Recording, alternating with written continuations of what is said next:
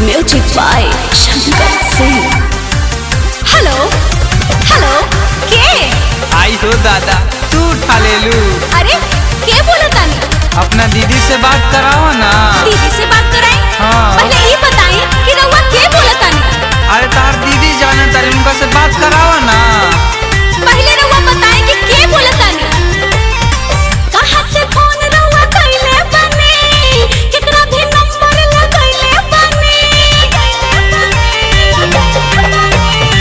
कहां से फोन रउआ कइले बानी?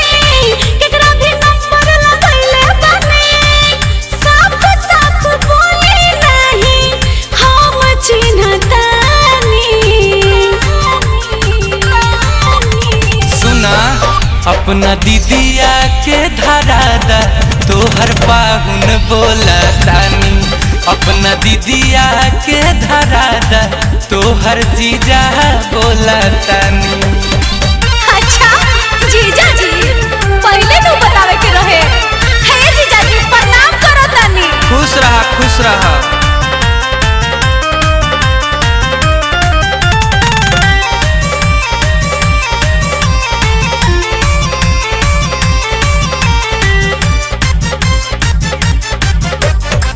गोड़ लागो तानी जीजा, दे दिया आशीर्वाद हो। जिया ये साली तोहर जवानी रहे जिंदाबाद हो, रहे जिंदाबाद हो।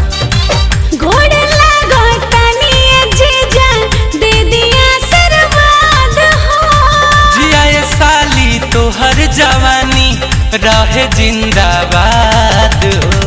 साले होई छोट काटे हमरो से जानी। सुननी अपना दीदिया के धरा दा, तोहर पाहुन बोला तानी। अपना दीदिया के धरा दा, तोहर जीजा बोला तानी। अच्छा सुना ना, अपना दीदिया से बात कराओ ना। ए जीजा जी कैसे बात करा दी? दीदिया घरे नहीं खेलू। अच्छा तो सुना, अहन तो बात कराइबू ना। हाँ जीजा जी पक्का बात कराए। दीदिया गोइल सिलाई सीखे, घरे आई तो कह दे। करबू बहाना त साली तोहरे माठा माही देव, तोहरे माठा माही देव। दीदिया गोइल सिलाई सीखे, घरे आई तो कह दे। करबू बहाना त साली तोहरे माठा माही देव। गुंजन हंसमुखी जीजा सच कहतानी। काहे नहीं मानल? अपना दीदिया के धरा दा, तोहर पाहुन बोला तानी। अपना दीदिया के धरा दा, तोहर जीजा बोला तानी।